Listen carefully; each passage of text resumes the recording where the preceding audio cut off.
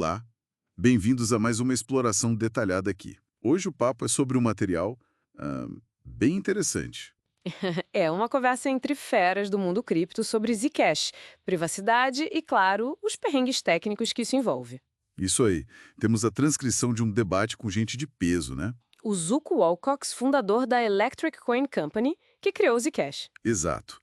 E também o Sean Bow, que foi chave no desenvolvimento das provas de conhecimento zero para o Zcash. Exato. E o Anatoly Yakovenko, um dos nomes por trás da Solana. Figuras bem conhecidas. Pois é, e a nossa missão aqui é tipo descompactar essa discussão, que é bem densa, né? Extrair o essencial sobre o que é o Zcash, como funciona essa promessa de privacidade com criptografia avançada. E os obstáculos, né? Principalmente para escalar isso para ter um uso mais amplo. Exatamente. Vamos tentar entender o que realmente importa nesse universo. Uhum. Para começar, então, o que é Zcash? Afinal, o Zuko Wilcox descreve de um jeito simples, né? Aham. Ele diz que é como o Bitcoin, só que com todas as transações criptografadas. A ideia é poder guardar e mandar dinheiro pelo celular sem ninguém ficar bisbilhotando os detalhes. Exatamente. É trazer para o digital aquele sigilo que a gente tem, ou tinha, né, com o dinheiro físico. Coisa que no Bitcoin não existe de verdade, porque apesar de pseudonônimo, tudo fica registrado publicamente. Ok, mas aí vem a pergunta-chave, né? Se é tudo secreto, como é que a rede sabe que ninguém está trapaceando? Tipo, gastando a mesma grana duas vezes ou criando dinheiro do nada. No Bitcoin, a transparência serve para isso. Como o Zcash faz as duas coisas, segurança e privacidade. Então, aí que tá a grande sacada, as provas de conhecimento zero, as ZKPs. As famosas ZKPs. Isso!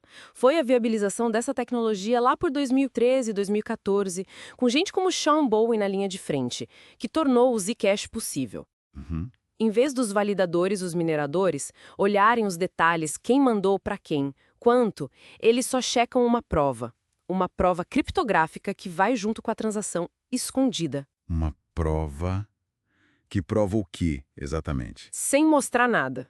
Exato. Essa prova ZKP, ela atesta matematicamente que a transação, mesmo criptografada, é válida. Uhum. Que as moedas existem, que não foram gastas antes, que não foram criadas do além e que quem mandou tinha permissão para mandar. Nossa, tudo isso sem revelar nenhuma dessas informações. Só quem mandou e quem recebeu sabem os detalhes. O resto da rede só vê dados embaralhados e essa prova de que tá tudo certo. Uhum. E o Sean Boa foi fundamental nisso, né? O material diz que ele foi chave no desenvolvimento das ZKPs e agora pesquisa por conta própria como escalar esses pagamentos privados. Corretíssimo. Ele mesmo descreve as ZKPs como o truque mágico que tornou isso viável naquela época, abrindo caminho para o Zcash. Sem elas, essa combinação de privacidade forte e validação pública seria, assim, impraticável. Mas parece que no começo não foi fácil, né? O próprio Sean Boa comenta que criar essas transações privadas era um parto. Era bem complicado. Ele menciona que era extremamente lento e custava muito processamento. Tipo, 30 segundos a um minuto num computador bom, imagina num celular. Inviável, né?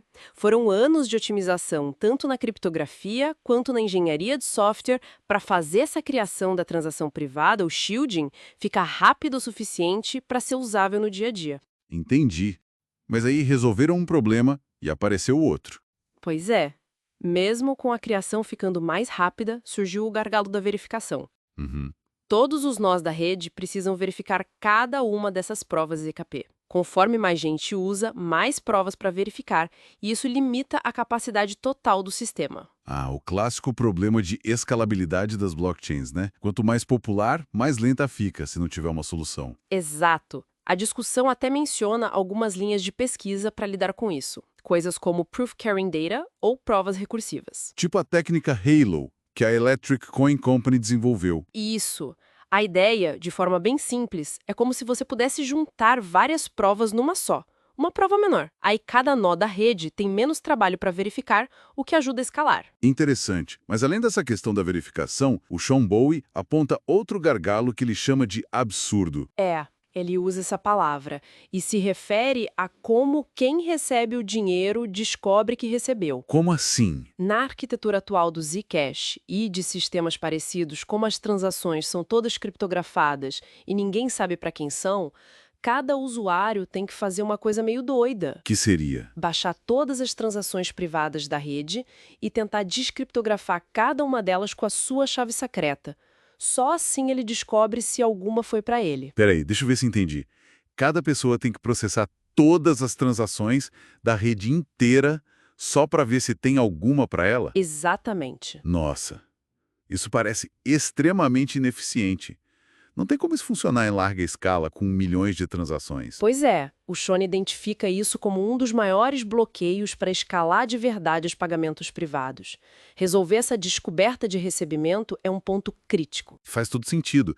E o Anatoly Yakovenko, o cara da Solana, que respira escalabilidade. Qual a visão dele? Ele gosta da privacidade do Zcash, né? Gosta. Ele elogia a estrutura inicial para esconder a propriedade das contas. Mas, claro, vindo da Solana, ele foca muito em otimização e paralelização. Paralelização. Processar várias coisas ao mesmo tempo? Certo. Isso. Para ele, a chave para escalar é evitar o que ele chama de estados comuns. São informações que todo mundo na rede precisa acessar e atualizar de forma sincronizada, sabe? Isso cria filas, gargalos. E no Zcash, qual seria um desses estados comuns que atrapalham? O principal que eles discutem é o tal do Nullifier Set. Nullifier Set. O que é isso, simplificando? Imagina um grande livro de registros global.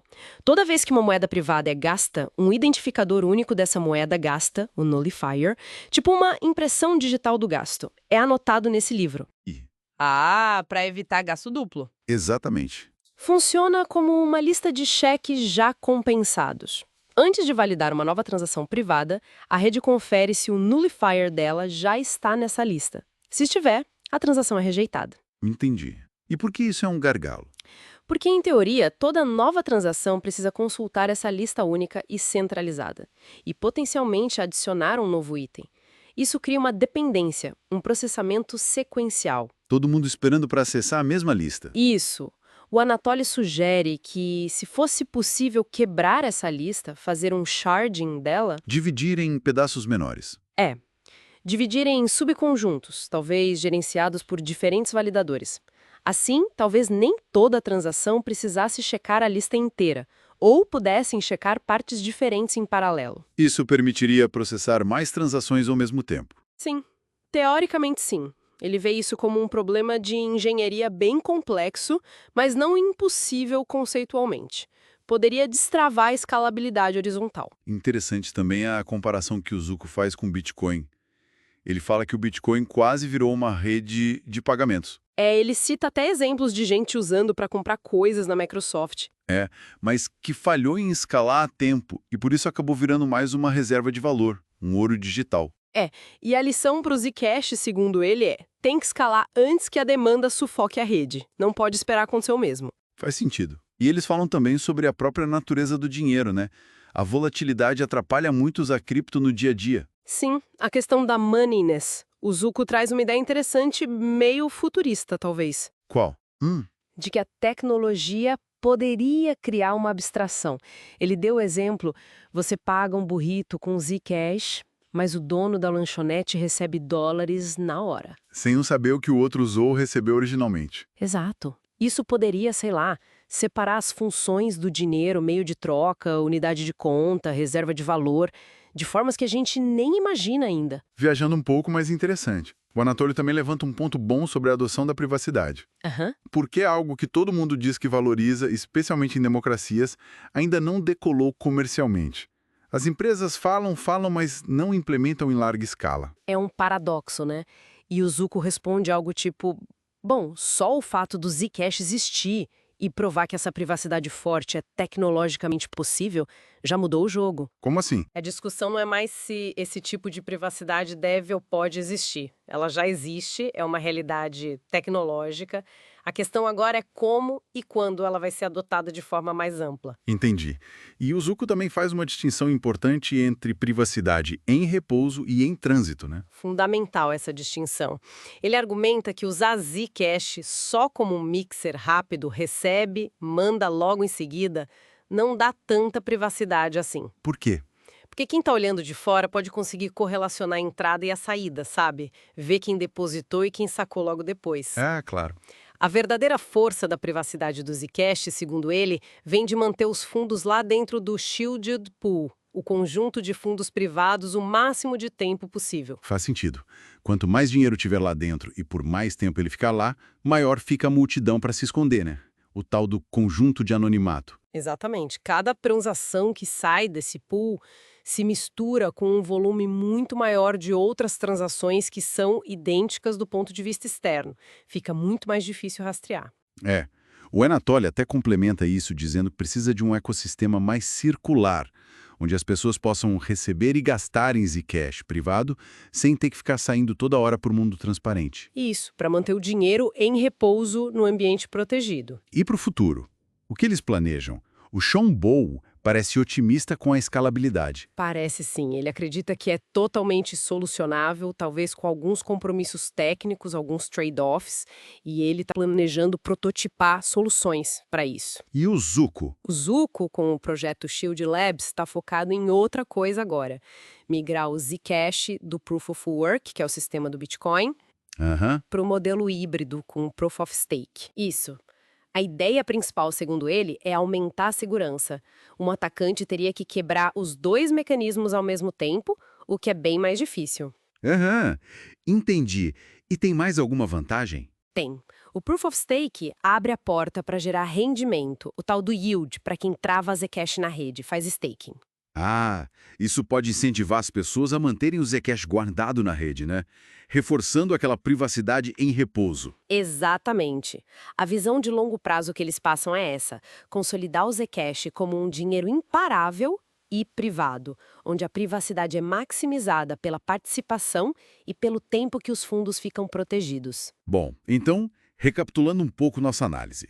Vimos que o Zcash usa essa criptografia bem avançada, as ZKPs, para dar privacidade forte para as transações. Mas escalar tudo isso não é simples. Tem desafios técnicos grandes, como a eficiência para verificar as provas, o gerenciamento daquele nullifier set. Exato, e aquela forma meio maluca de descobrir quem recebeu o dinheiro. Pois é. E um ponto crucial, a privacidade de verdade não vem só da tecnologia, mas de como as pessoas usam. O ideal é manter o dinheiro lá no sistema privado. Exato, o em repouso que o Zucco falou. E por que essa análise toda é relevante para quem nos ouve? Acho que ela ajuda a entender que a promessa de privacidade financeira digital no mundo cripto é complexa, né? Muito. Mostra os desafios de engenharia por trás e como projetos diferentes tentam equilibrar privacidade, escalabilidade, segurança, usabilidade, cada um com sua abordagem.